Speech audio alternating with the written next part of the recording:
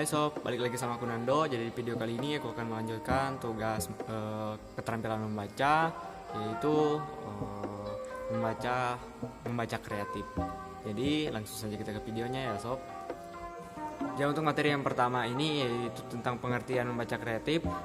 Pengertian membaca kreatif ini sendiri merupakan kemampuan kita untuk mendapatkan sebuah nilai tambahan dari pengetahuan yang terdapat di dalam bacaan, dengan cara mengidentifikasi ide-ide yang menonjol atau mengkombinasikan pengetahuan yang sebelumnya pernah diciptakan.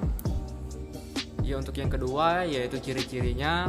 Jadi menurut Nur Hadi, sebagai pembaca yang kreatif, kita itu harus bisa memenuhi kriteria seperti yang pertama yaitu kegiatan membaca kita tidak berhenti saat menutup buku, tapi kita bisa membaca juga lewat internet atau majalah dan lain sebagainya. Lalu yang kedua yaitu mampu menerapkan hasil membaca untuk kepentingan kita dalam kehidupan sehari-hari. Lalu yang ketiga adanya perubahan sikap dan tingkah laku setelah proses membaca kita selesai. Yang keempat yaitu hasil membaca itu berlaku sepanjang masa. Lalu yang kelima mampu menilai secara kritis dan kreatif bahan-bahan bacaan. Dan yang terakhir yaitu mampu memecahkan masalah kehidupan sehari-hari berdasarkan hasil dari membaca kita. Oke, ada beberapa latihan dalam membaca kreatif. Di sini ada beberapa langkah yang bisa kita ikuti dalam latihan membaca kreatif kita. Yang pertama yaitu keterampilan kita untuk mengikuti petunjuk dalam bahan bacaan, kemudian menerapkannya dalam kehidupan sehari-hari. Lalu yang kedua, keterampilan kita membuat sebuah referensi dari buku. Lalu yang ketiga, keterampilan memecahkan masalah sehari-hari melalui teori yang disajikan dalam sebuah buku. Yang keempat, keterampilan mengubah buku prosa seperti cerpen atau novel menjadi sebuah naskah drama atau sandiwara. Lalu yang kelima, keterampilan mementaskan naskah drama yang telah dibaca. Lalu yang keenam, keterampilan mengubah bentuk puisi menjadi sebuah prosa. Dan yang terakhir, keterampilan kita untuk melakukan atau menerapkan sebuah teori celup.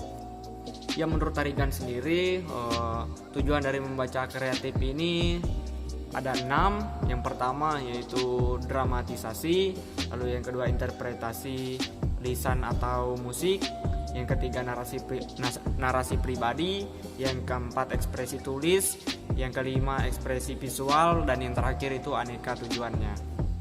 Untuk dramatisasi sendiri, dalam tahapan ini peserta didik mendramatisasikan tema-tema dari sastra yang kemudian diikatkan dengan pengalaman-pengalaman mereka.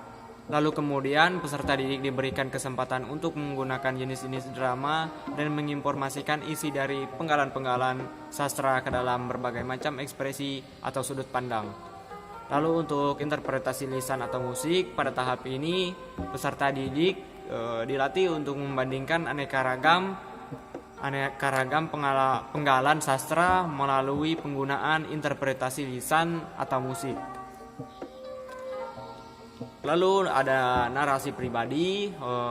Pada tahapan ini siswa itu dituntut untuk banyak membaca cerita serta dapat menceritakan kembali dengan kata-kata serta gaya bahasa mereka sendiri. Untuk ekspresi tulis, para peserta itu berlatih mempraktikkan ekspresi kreatif dengan cara menuliskan kembali cerita-cerita yang telah mereka baca, di mana mereka didorong untuk mengubah unsur-unsur yang terkandung dalam cerita aslinya dan menciptakan cerita dalam versi mereka sendiri. Lalu ada ekspresi visual. Pada ekspresi visual ini peserta didik menciptakan satu karya visual yang kemudian digunakan untuk menghubungkan beberapa aspek dari bacaan mereka. Lalu tahap berikutnya siswa itu mengubah aspek bacaan mereka. Lalu ada aneka tujuan. Tujuan itu dibagi menjadi 3 tingkatan. Untuk yang pertama yaitu tujuan tingkat A sampai C, itu setara dengan kelas 1 sampai kelas 2 SD. Lalu yang kedua tujuan tingkat D sampai E, itu setara dengan kelas 4 sampai kelas 3 sampai kelas 4. Lalu tujuan tingkat F sampai G itu setara dengan kelas 5 sampai dengan kelas 6 SD. Untuk manfaat membaca kreatif ini, yang pertama ada kita dapat menerapkan berbagai pengetahuan baru yang telah kita peroleh untuk mengembangkan karir kita. Lalu yang kedua itu untuk meningkatkan kemampuan kita di dalam berbagai bidang sesuai dengan kebutuhan kita masing-masing. Lalu yang ketiga, dampak kita dapat mempraktikkan menulis sesuai dengan prosedur yang terdapat di dalam buku. Dan yang terakhir itu, manfaat dari membaca kreatif ini akan memberikan banyak manfaat dalam berbagai bidang dalam kehidupan kita, seperti contohnya wacana tentang cara membuat makanan atau merawat kesehatan tubuh kita. Ya, untuk kesimpulannya, jadi membaca kreatif ini adalah salah satu jenis membaca di mana kegiatan membaca ini dilakukan untuk mendapatkan nilai tambahan dari pengetahuan yang terdapat dalam bacaan dengan cara mengidentifikasi ide-ide yang menarik. Jadi yang kemudian bisa diterapkan dalam kehidupan kita sehari-hari. Jadi sekian video yang dapat aku sampaikan ke kalian. Terima kasih sudah nonton dan sampai jumpa.